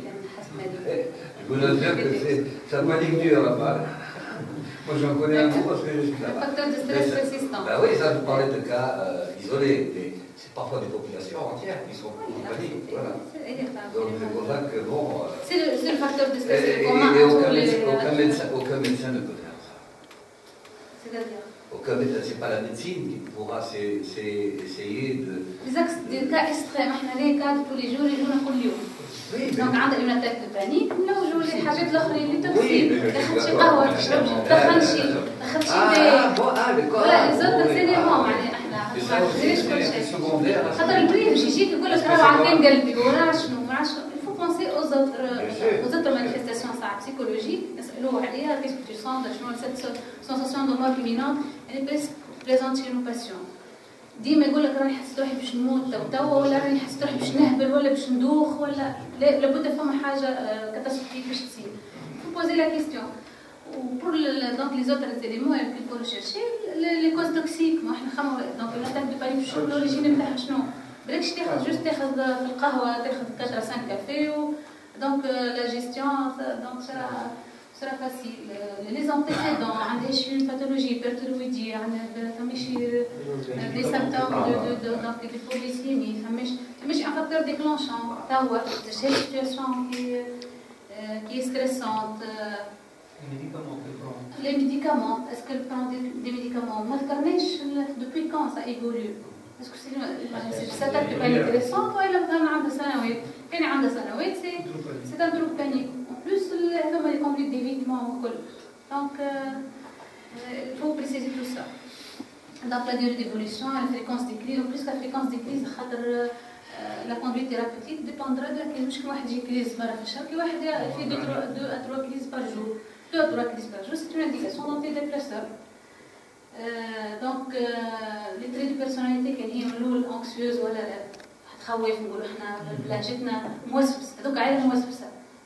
ثم عائلات كما فما ميكوبيسيدوز ثم عائلات خاطر في التروبل anxieux base biologique elle existe Et les autres symptômes, surtout le sommeil, les signes dépressifs, bien sûr l'examen physique.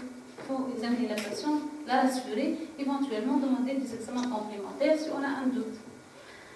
Excusez-moi, moi je suis radiologue, mais la prescription des antidépresseurs, est-ce que ça doit être fait? Ça peut être fait par un généraliste ou il peut sans avoir recours à un spécialiste? Ils sont d'accord, tout à fait. Je sens la portée de... Bien sûr, non, mais c'est sûr, parce que c'est du recours de la psychiatrie ou du neuro. Pas du tout en plus, mais j'ai eu le psychiatrie, j'ai eu le cardiologue, j'ai eu le gastrologue, Non, j'ai eu quand le c'est pneumologue. répétitif, je veux dire, quand c'est quand même un chronicard, quoi, quelqu'un qui est chronique, le généraliste, peut le prendre en charge. Je peux le prendre en charge, juste les règles de prescription du traitement et apporter chez قوي وفي chez donc on a presque fini. Mais avec ça. Donc les réponses à ce qu'on a dit, donc on a 2 à 3 crises par semaine, ce qui est anticipatoire. تشرب الكافيه ولا anxieuse ou l'examen physique est normal donc diagnostic on vous l'avez dit syndrome de panique avec agoraphobie qu'est-ce qu'on doit faire bien sûr الحاجات اللي قلنا عليهم les règles hygiéniques نحي القهوه طعم المارش c'est relaxant ou pour cette patiente elle est candidate à un traitement antidépresseur ou benzodiazépine ça dépend de la sévérité des crises qu'elle présente et c'est une candidate de PCC avec un bon niveau intellectuel. Voilà, et je vous remercie.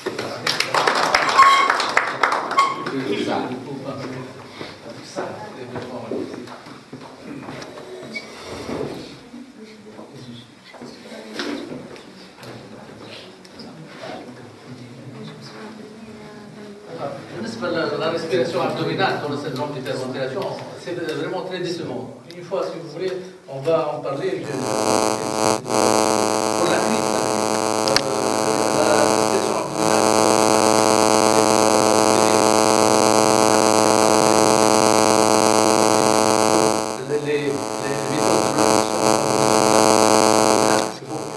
les études de deux français qui citent ça, il faut au moins 30 séances. Je l'ai fait des études avec la polygraphie qu'on utilisait pour le syndrome, le SAS. J'ai fait des malades, j'ai essayé de les rééduquer, tout ça, mais c'est très décevant, c'est très coûteux en temps, mais c'est très décevant. J'ai déplacé tout ça, si vous voulez. Une fois, on va parler de la respiration abdominale, parce que ce sont des gens qui ils respirent par les voies respiratoires supérieures, par les muscles respiratoires, donc il faut favoriser la respiration abdominale. Il y a la respiration en carré, ou bien donc si vous voulez, on en parlera une autre fois, mais c'est vraiment très décevant. Oui, je l'ai fait coupler avec la méthode de relaxation entre 2 séances, je fais des syndromes d'hyperventilation, je fais des tests de provocation, puis de respirer, puis des tests de provocation, puis de respirer. Entre temps, j'ai fait des séances de régulation de Jacobson. Donc, j'ai un travail là-dessus, si vous voulez, on en parlera, ça demande. D'accord. Attendez, là. Bon, donc avant de parler des pièges, hein, donc ma situation, mon exposé, allez réparer ça. Donc, c'est bon.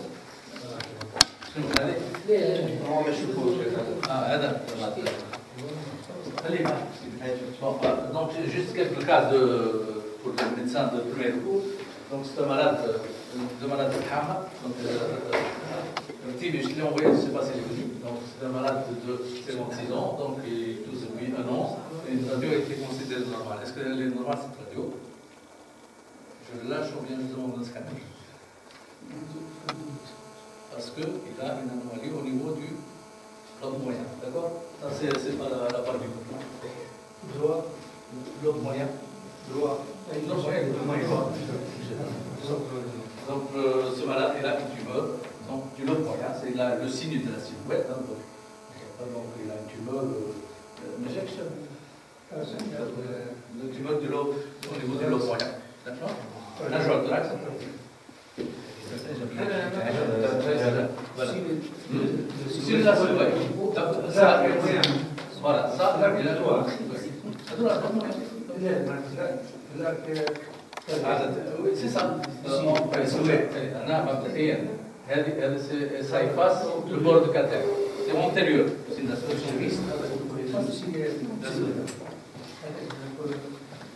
C'est le signe de cette silhouette. Ça, on a le volume cathète, d'accord? S'il y a un effacement de l'espace ici, on dit le signe de la silhouette, c'est antérieur, c'est le moyen. Si on a le signe du double contour, c'est postérieur. On a une ligne ici. Donc, si c'est postérieur, on a le signe du double contour. Si c'est antérieur, c'est le signe de la silhouette. Donc, il a une tumeur hétérogène avec des excavations. Il ne voulait pas faire ça. Il était placé, donc c'est peut-être pas mieux. Donc, ce malade-là, c'est aussi le Hamas al-Arabi de 75 ans. Ça fait 2 mois qu'il tourne entre cardiologue et rhumatologue pour douleur de hémithoracique gauche. Qu'est-ce que vous en pensez? Le diagnostic a été suspecté par le Dr Zouab, il a fait le scanner, il a fait l'exécution.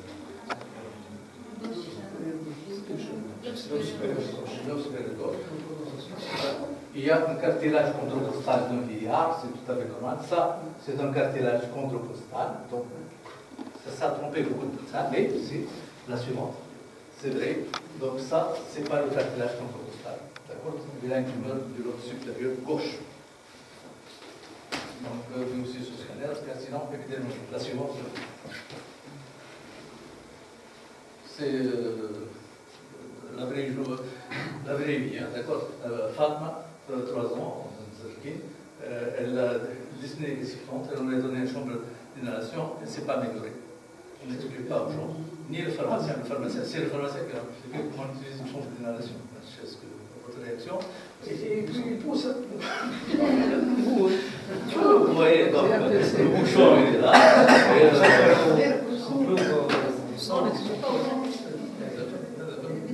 La suivante. Ce qu'il ne faut pas faire. Donc c'est une malade que je connaissais avant. Elle est venue parce qu'elle ne s'est pas améliorée depuis qu'elle a eu une paralysie affluente. C'est normal. Donc, elle ne peut pas baisser la bouche. Donc, la chambre d'inhalation, elle ne résout pas le problème. Ce qu'il lui faut, c'est un masque adulte qui n'existe pas et qui va exister prochainement. Il y a des maladies, des Parkinson, avec hypersalivation, incontinence salivaire. Donc, les chambres de traitement inhalé, il leur faut un masque adulte qui n'existe absolument pas.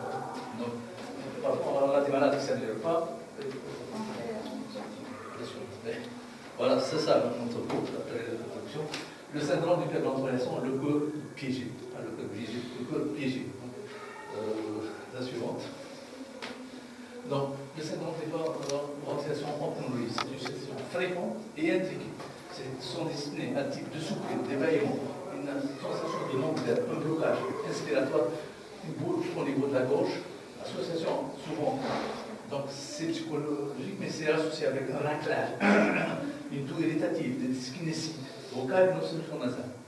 Cette situation est tellement intriquée. Et surtout associée à un asthmatique.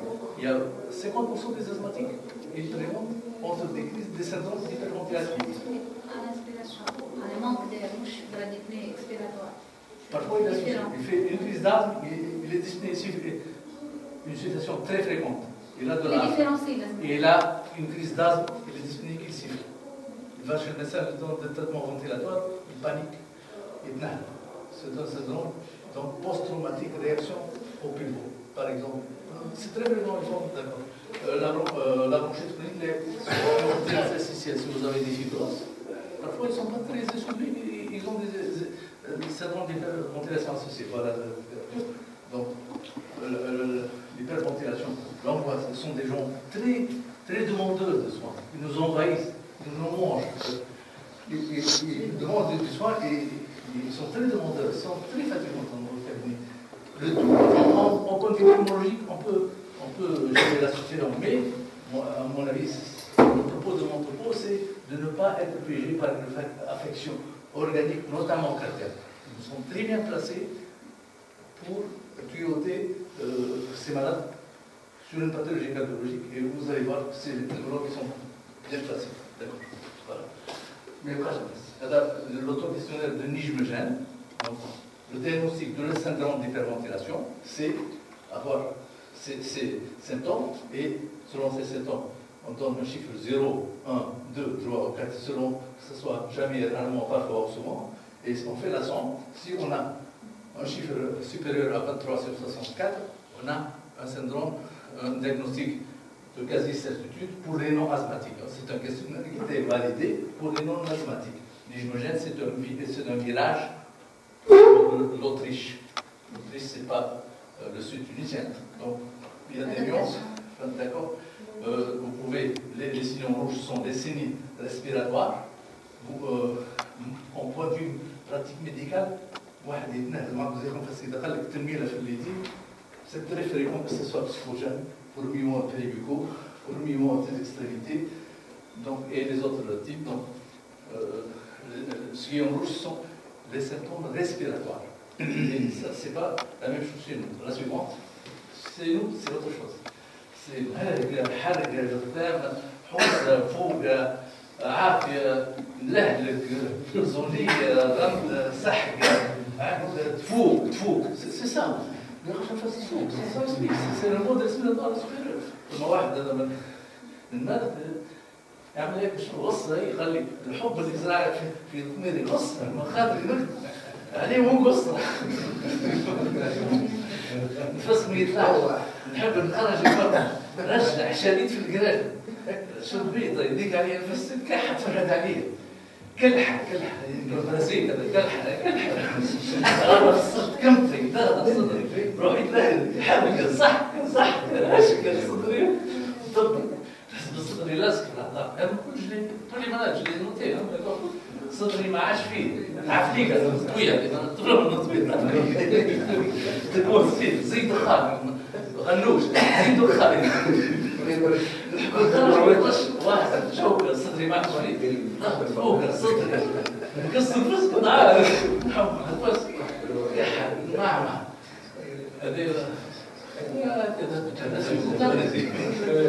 donc c'est la pratique européenne.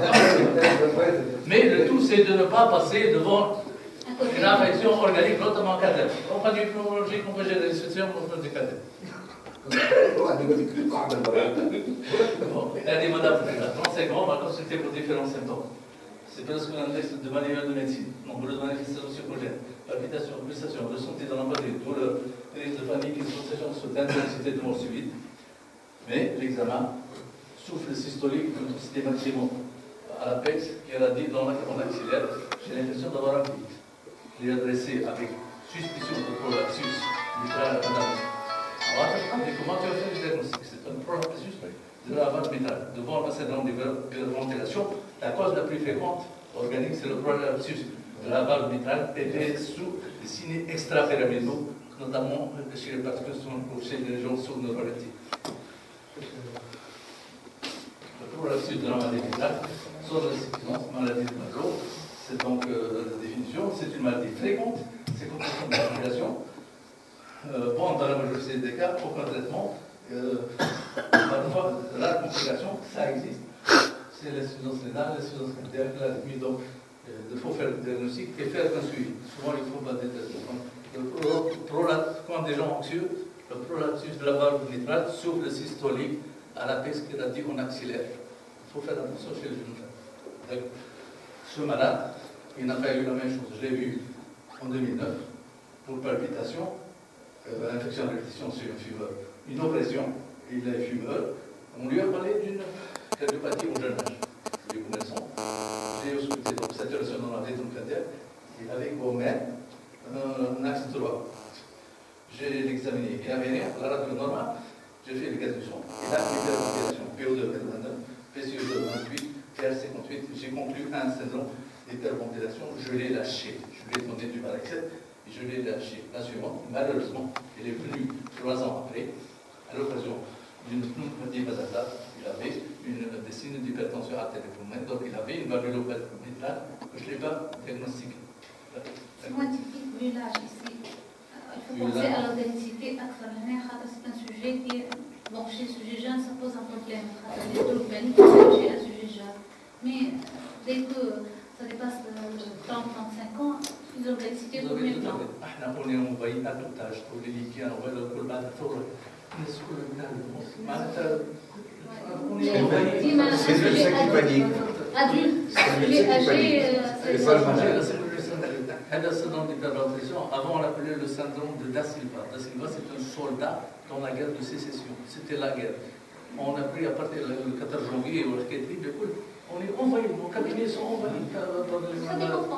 Ça récompense. C'est très lourd pour nous. C'est très lourd. Oui, salut. La suivante. Donc ce malade, voilà, il a donc une grosse artère pulmonaire, il a le foyer, donc à l'occasion du foyer, il est venu me voir à l'occasion du foyer, j'ai découvert qu'il avait une pneumopathie que j'aurais dû diagnostiquer 3 ans auparavant. C'était déjà un impact, Non, c'est une infection. Donc il est venu à l'occasion d'une pneumopathie, j'ai découvert qu'il avait une artère pulmonaire dilatée, j'ai revu la fiche, il avait les signes, il avait la signe, non, il avait les signes et j'ai pas fait attention. هذا المريض يا سيدي صفات اختلاش 48 ans, progression sensation de moteur, ballonnement, mais tous les signes, il a fait 3 échographies, une colonoscopie, une gastroscopie, une électrographie pour être mis sous dogmatique. Toutefois, dans l'interrogatoire, 2 signes qui تحرك شبه له. Il avait une tachycardie, c'était à 125. Donc c'est pas paroxystique. Comment? C'est pas paroxystique. C'est pas paroxystique. أما surtout خلي كنتحرك شبه مش ندوخ. هذيك التاكيكاردي. Il avait un shunt, donc il avait une hypoxie-hypocapnie. Je l'ai laissé les autres, c'est un CA. Il n'avait rien au point de vue. Donc seulement la saturation que nous avons face aux oxygènes. Donc il n'a qu'un discours, une signe d'hypertension artérielle. le moment هذا يجي في طنطا الواحد. Donc c'est ça. Donc mon tropé, c'est le cœur pigé, d'accord. Donc les maladies cardiaques, donc comme neurologue, il est venu dans pathologie psychiatrique, c'est de piloter sur le cardiologue. Oui, comment c'est à chaque fois l'âge. Là c'est pas l'âge des. أما والله احنا في يعملوا أنا جاي بعطي مرة كارdiologue شو اسمه عدنان بعرف المريض ضيق النفس elle avait un pH 760 une pression de 28 une crise d'hyperventilation une vie évidente فهمت أعطيت واحدة اليوم c'est le plus grand syndrome d'hyperventilation 760 pH فهمت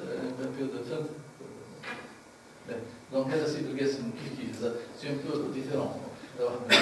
Il a eu une embolie pulmonaire traitée fistous donc en 2012. Récemment, il stage en août, il a été hospitalisé avec les lits. C'est il a eu une embolie pulmonaire. J'ai dit un mois après parce qu'il ne s'est pas amélioré. Donc la radio est tout à fait normale, l'hospitalisation normale, l'échocardio, j'ai l'impression. C'est pour tout le malade, ça ne passe pour ça nous amène rien, pas grand-chose, c'est un peu plus que l'examen physique. Parce qu'on sait que VD dilaté, d'accord. Le malade a son problème, son bilan de coagulabilité, il n'a pas de coagulabilité. La suivante, je lui ai fait un scanner, et là ce scanner, qu'est-ce que vous en pensez? Donc il a des signes manifestes d'hypertension artérielle pulmonaire. C'est-à-dire pour les pulmonologues, les artères périphériques dilatées. Et là, c'est le signe de chaton de bague inversé. On a une dilatation des bronches à la tête. Donc la bronche est plus dilatée que l'artère pulmonaire. Ça, c'est le contraire. C'est le signe d'hypertension artérielle pulmonaire. L'artère pulmonaire est plus dilatée que la bronche. Donc, un caillot marginalisé. Et qu'est-ce que vous voyez sur cette radio? Donc, une grosse artère pulmonaire. L'artère pulmonaire ne doit pas dépasser le diamètre de la haute. Et qu'est-ce que vous avez là? Donc, purgestion des artères bronchiques. Les artères bronchiques, ça c'est un signe d'hypertension artérielle pulmonaire. Donc là, une hypertension artérielle pulmonaire post-embolique. Ça c'est un bon cas d'indication du nom d'artérectomie. D'accord? Vous voyez, on ne le fait pas, un cas méchant. Je vois ça, de bruchidose en France, avec des jeunes. Donc c'est une indication d'une onde d'artérectomie. La suivante. Donc, allez-y, هذا السكيلين كيس نهار العيد موفق العلوش دونك عنده ضغط العلوش Je reviens donc, il y a 15 jours, en gonflant le bouton, opération douleur thoracique, latérisée droite, l'hypothymie, adressée à la sujet l'hospital radio ovinarien, c'est un laveur créatif. Donc, polypile, il y en a partout. Donc, chaque hôpital a les retours plusieurs fois et une radio normale. Bon, cette l'examine. La suivante. Bon. Pourquoi? Donc, ils disent qu'il a une hypothymie. L'hypothymie, c'est le pré-syncope, les causes de syncope. Donc, on a les efforts d'hyperpression thoracique, température, acidification, aténophilie ou gonfler le mouton. Gonfler le mouton. Donc, ça peut faire un réflexe vagal ça peut entraîner donc une malaise. Ça me satisfait, d'accord? Donc, gonfler le mouton, c'est comme la télophilie, comme une hyperpression thoracique. Donc, ça peut donner des malaises. Donc, j'ai conclu que c'est un malaise vasovagal. D'accord? Là, suivant. La suivante. D'accord? Malheureusement, non, c'était pas ça. Donc, 3 jours après, il a laissé la vie à la douleur. Il a envoyé en paracalcémie. Vous voyez l'envoyer là? Donc, je me suis passé. C'est pas le vagal, c'est l'atmosphère organique. Il a accepté. D'accord? La suivante. 6 jours après, il a fait pleuropneumopathie. D'accord? Donc, ça s'est présenté comme une syncope vagale, mais c'est apparemment non. La suivante. Voilà. Là, maintenant, j'ai fait le scanner, il y a un thrombus de l'artère. Il a surtout une atelectasie bilatérale avec un épanchement. Et a posteriori, je ne l'ai pas bien examiné avant, et si on le met debout, après 5 minutes, il a un buffet vital, d'accord? Donc, la médecine est très difficile. Très challenge. Donc, les causes de symptômes, pas mal les causes sympathiques, mais les causes, après un effort, on peut avoir un obstacle à l'injection de ventricule gauche et l'embolie pulmonaire. C'est un signe de gravité qui peut entraîner une mort subite en état de choc. Donc, on gonflant le bouton, il a fait une migration de l'embolie pulmonaire, une amputation de la vasculation pulmonaire et le retour. Donc, il y a un obstacle à l'injection du ventricule léger. Il a fait une malaise, le signe d'embolie pulmonaire massive. Donc, on a pris pour un malaise vagal. Donc, c'est ça. Donc, on était piégé par une maladie cardiovasculaire. La suivante.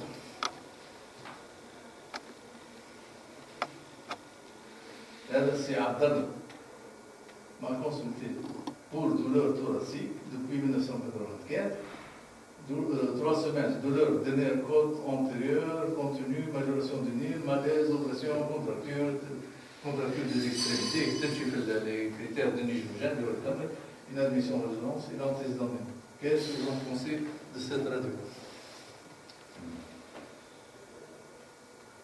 2 anomalies, 2 grandes anomalies. La suivante. Compter les adversités. Quand même, il y a un argument, on est d'accord? Il y a un argument des 2 causes qui sont hypoplasiques. Vous êtes d'accord? Pas? Non? Oui. La suivante. Si on compare les deux côtés, vous êtes d'accord? Donc, il a non, il a une deuxième cause hypoplasique, donc qui n'existe pas, et il y a une hypoplasie de la 3e et 4e cause. Vous êtes d'accord? Droite ou gauche?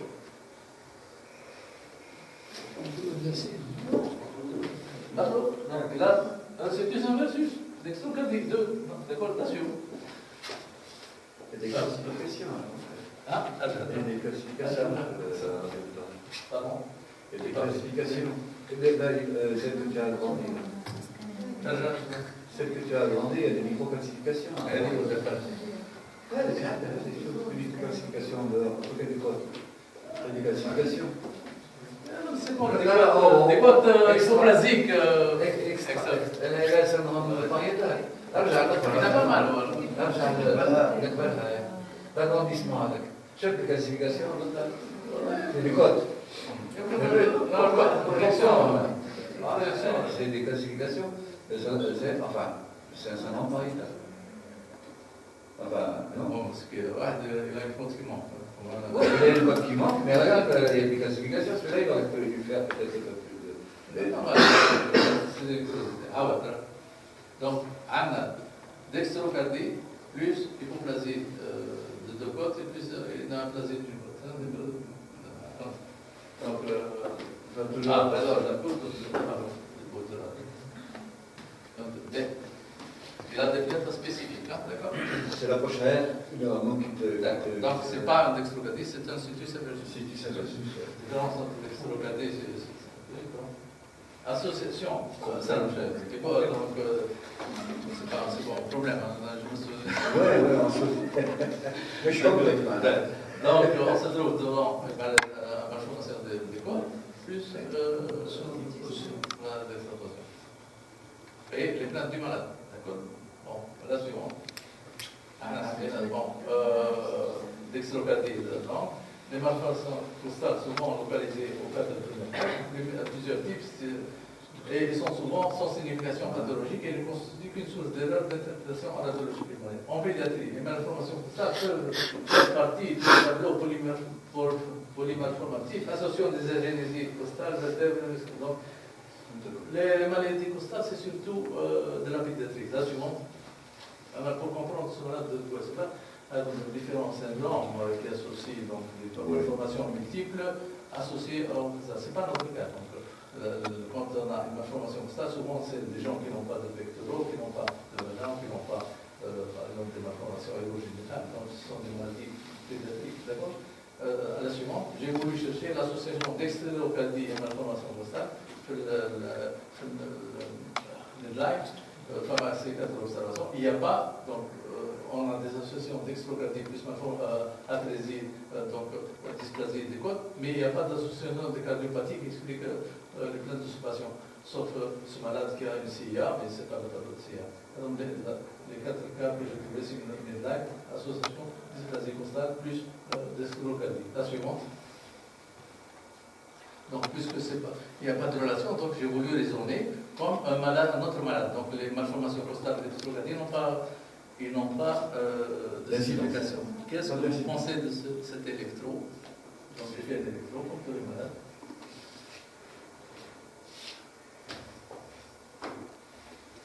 L'axe du cœur qui est. Hein? L'axe du cœur qui est. Donc, أول حاجة يقول لك anomalie d'électrode قلت في الإلكترود. Donc D1 négatif, c'est pas normal. Donc ça précise. Pourquoi? Parce que ils ont placé, donc l'électrocardie, il faut faire attention, il faut connaître l'électrocardiogramme de dextrocardie. Ils ont même placé les. Ils auraient dû inverser les. C'est ça, voilà. Donc, lorsqu'on a une dextrocardie, l'OMP est négatif en D1 et R diminue de 1 en V6. Le diagnostic différentiel est l'inversion d'électrode, mais d'habitude, quand on a un électrocardiogramme de dextrocardie, D1 ça ressemble à V6. Et si on veut faire comparer les autres électrocardiogrames, il faut donc inverser, il faut faire la dérivation de l'autre. Donc, pour faire un électrode, pour l'interpréter comme les autres personnes. Il faut faire attention. D'autre part, quand vous faites un malade qui va bien, cet électrode, vous devez penser à la dextrocardie si vous n'avez pas la dextrocardie. Pour connaître l'électrocardiogramme de dextrocardie. C'est bien ça. Et périphérique. زي هذيك الدكستورة بتاع بالفرنسي. Syndrome d'hyperventilation, j'ai rien trouvé. C'est partout. الدكس بالعربي الدكس l'électrode normal. احنا نخافوا لا نورمال، احنا لا نورمال، فهمت؟ من بعد ولا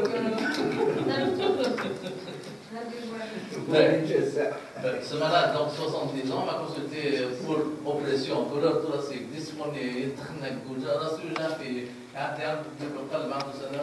j'ai vu 3 ans d'intervalle, c'est ça l'intérêt quand il est vieux, tu peux voir le malade, tu le vois 5 ans avant.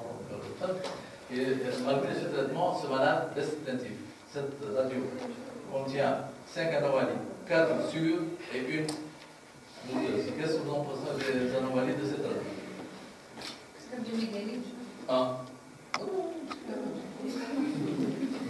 كارديوميغالي Franchement, péricardique. كارديوميغالي تجرب تقول لك فوز كارديوميغالي تجرب تقول كارديوميغالي ça peut être une péricardie d'accord Extension thoracique. Emphysème. Non. On va toujours les cordes. 1, 2, 3, 4, 5, 6. Non, c'est pas une distinction. Non, c'est pas une distinction. Mais quand même, donc, même un cardiomégalie, quand même un malade de 66 ans, je comprends qu'il a une classification, c'est trop jeune pour ça. Maintenant, la horde déroulée, c'est un peu jeune pour ça. 3, 4, c'est anormal, hein? D'accord? 5, bon, même, cette encoche-là, elle est douteuse, quoi. Elle n'est pas normale, hein? D'accord? Elle n'est pas normale. Donc, on essaie qu'elle monte. Donc, c'est un malade qui a de l'angoisse, hein? D'accord? Il est venu avec ses vélos. Il est bien suivi au point du cardio. Il va voir sur le fond. Donc, calcification des constants enlevés, calcification à ordre déroulé, bon interne des arcs des amphicœurs, concavité interne, aide, plongée de chevaux, aide, c'est tout à fait anormal. La suivante. Donc, l'index cardio-thoracique, donc je vais vous couper. La cardiomégalie, elle est là, hein, d'accord. La suivante.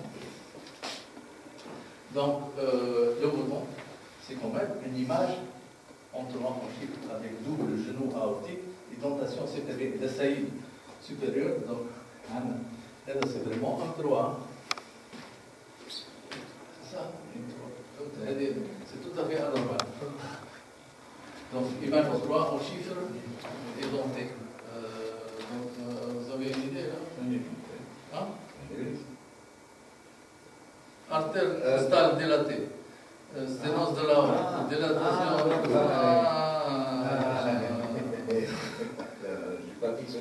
Je suis parti sur le bord interne de la harte, c'est pour ça que. Ouais.